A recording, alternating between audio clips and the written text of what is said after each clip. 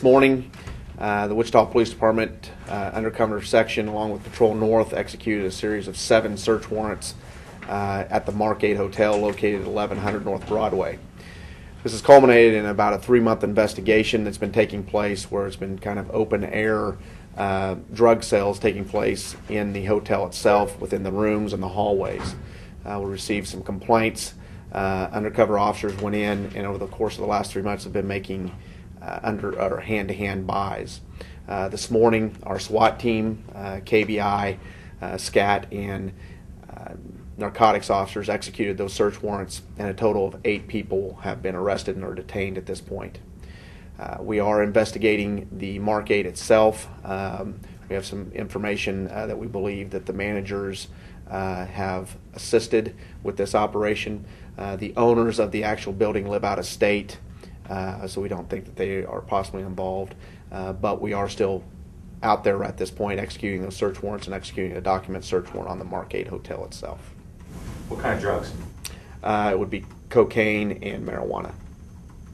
And Jeff, you said the managers assisted in the operations. Did they assist you, or they were assisting in dealing drugs? We believe that they had knowledge that the narcotic sales were taking place and allowed it to take place. Yep. Amounts and quantities of drugs. Do you have any idea? We are still searching the room, so as far as seizures, I do not have that. I know we have seized marijuana, cocaine, and cash. The purchases that were being made, the hand-to-hand buys that were being made, were for crack cocaine and for marijuana. Can you talk about, you said something like an open-air market, I believe is the phrase you used. Can Yes. you kind of clarify what that sort of means? What that means is that folks could freely walk into the hotel lobby areas of where this was at and be directed to rooms that were selling the crack cocaine, and or right out in the hallway. They would make the transactions in the hallway where other citizens, other people staying at the hotel would be living there or staying there. You said it's been 3 months you had undercover officers in there? We've had, for the last 3 months, we've been investigating this case, yes ma'am. Any idea how long they've been doing this? Well, for the last 3 months, for sure. We've had complaints in and out of there. There's that part of Broadway and that area. We have numerous drug complaints that come in from those hotels. A lot of times, it's a setup where the drug dealer will come in, rent a room, and then be gone the next day. And then they just put out the phone calls to people, "Hey, this is where I'm at." And it makes it a lot harder to track those individuals and to effect any arrests with them. For whatever reason, these folks felt very comfortable in this hotel and stayed put there for an extended amount of time. You mentioned that you believe the managers of the hotel are involved. How difficult would it be to run an open-air market in a hotel without managers being complicit in the operation? In our opinion, complicit is a very good word, because in our opinion, if you're running a hotel, you know what's going on there. And this isn't just a one-day thing. This has been taking place for a course of several months. So Jeff, and I know you kind of explained this, but so word got out, hey, if you want drugs, head down to Mark 8. That's correct. Here's how it works. That's correct. We work prostitution over in that area as well.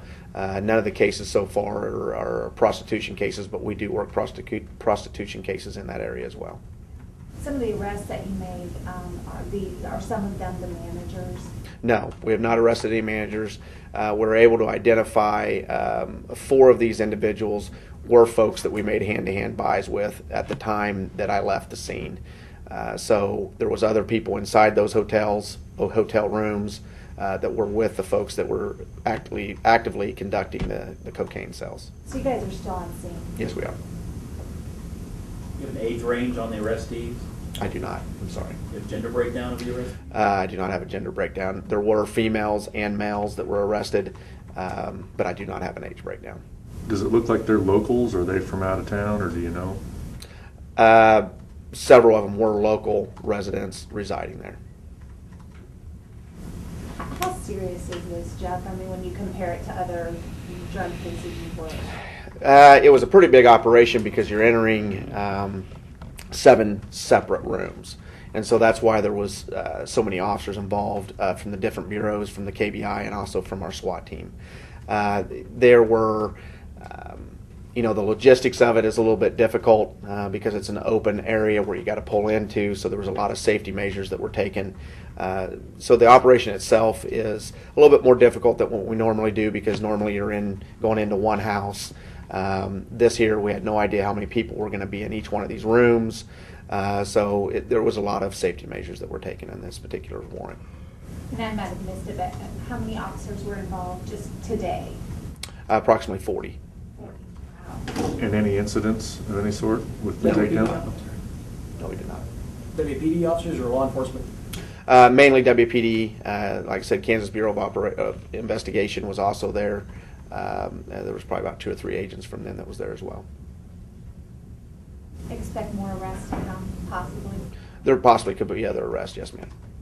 When were they booked in, just this morning? They have not been booked in yet. We're still doing interviews. Oh, okay. We served these about 6:30 this morning in hopes that for safety reasons they'd be asleep.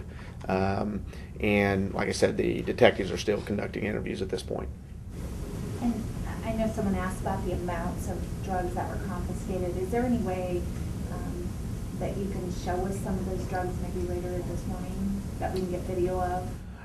Yeah, I think there might be. The SCAT officers from Patrol North are the ones that actually are collecting the evidence, and so I'll get with the sergeant and see if there is, if they haven't submitted it yet. Yeah. Could we coordinate through Lieutenant Nolte if that's possible? Yes. Okay. Yeah, I'll call Lieutenant Nolte and let him know what we have if we haven't submitted the items yet. That would be great.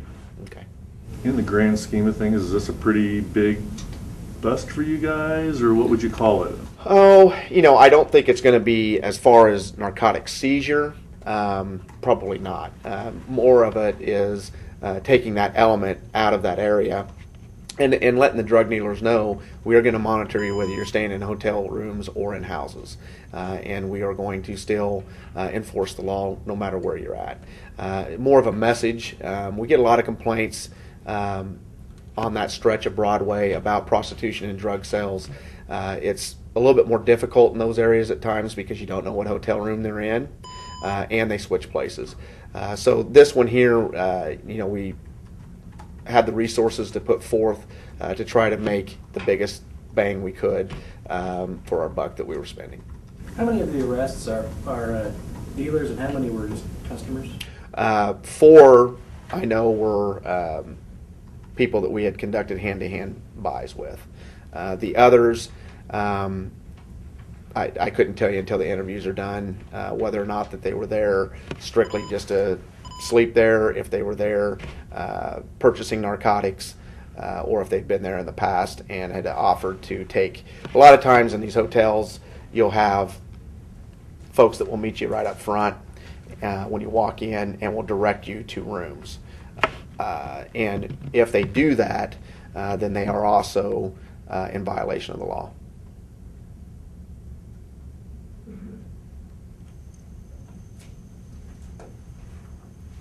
And one more question, Jeff, I'm sorry, I know It's you all right. answered this, I'm trying to do all this stuff at once. When you talk about the managers, you said they were allowing it to happen, were they actually going, hey, I've got some drugs here? At that point, we're not going to talk about that because the investigation is still ongoing. I think the term complacency was definitely there. I think that they knew what was going on by some of the statements that we have gotten from them. But as far as if they were directing or contributing to the sales, we'll have to wait until the investigation is So it's fair to completed. say they're under investigation, but not have been arrested at this point. That's correct. How many managers would you say? I'm aware of 2 Okay. Jeff, you may have said, how did you guys get tipped off on this? complaints from citizens. We had some complaints. That's an area where we have out-of-state folks come in. The hospital's right there, so they'll come in and they will, because they have relatives staying at St. Francis Hospital, and they were very astute at what was going on, and so they'd call in complaints usually after they left town. But we also had people complaining that live in the area as well. So it'd be like out-of-towners that didn't know better to not go to stay at that hotel when they're coming into.